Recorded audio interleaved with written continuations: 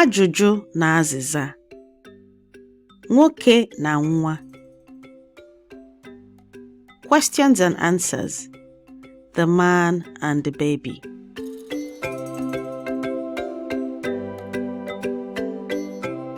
Ndewo. This is Yvonne and welcome back to Learn Igbo Now, where our mission is to help you get fluent in Igbo language. The lesson for today is titled Ajụjụ na azịza. Nwoke na nwa. Questions and answers. The man and the baby. And it's basically a question and answer session to help you learn how to ask questions and then answer questions. Ready? Let's begin. Ka anyị bido. Kedu ndị nọ na foto a? Kedu ndị nọ na foto a? Nwoke na nwa. Nwoke na nwa.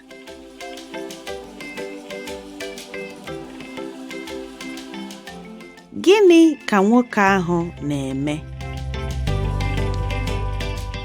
Gịnị ka nwoke ahụ na-eme? Ọ na-ehi ụra. Ọ na-ehi ụra.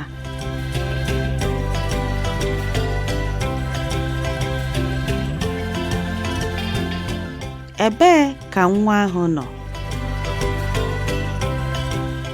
Ebee ka nwa ahụ nọ?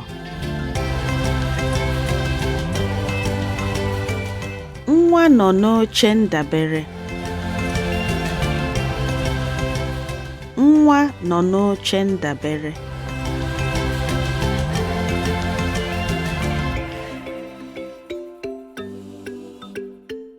Kedu ihe nwa ji?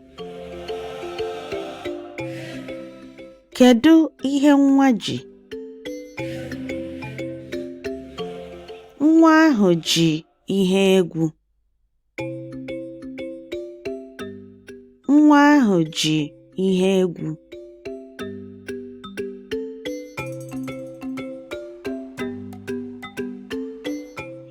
Anya nwoke ahụ emeghere emeghe.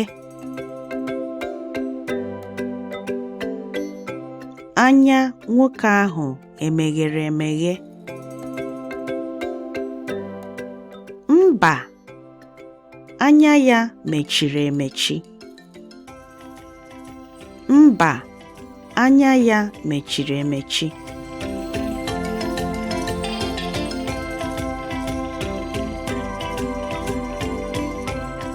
Kedu ihe dị n'elu oche ndabere?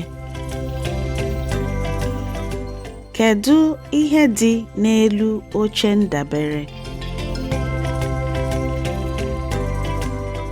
Ihe mkpuchi ọcha.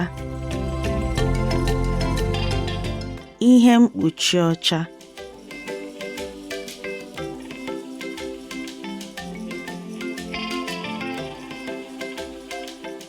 Nwa ahụ ọ na-ele nwoke ahụ anya? Nwa ahụ ọ na-ele nwoke ahụ anya?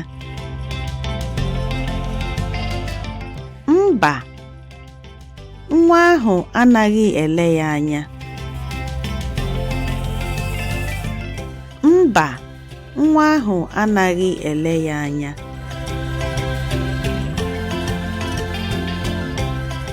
In conclusion, always remember that practice makes perfect and that each effort you make brings you closer to your Igbo language and cultural learning goals.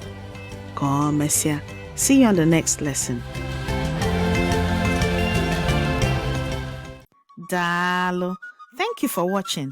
To improve your Igbo learning, go over to www.learnibonow.com and download our free printable flashcards, which has audio support. You'll also get access to our weekly newsletter full of useful tips to improve your Igbo language learning, history, and heritage. Ka mesịa. See you on the next video.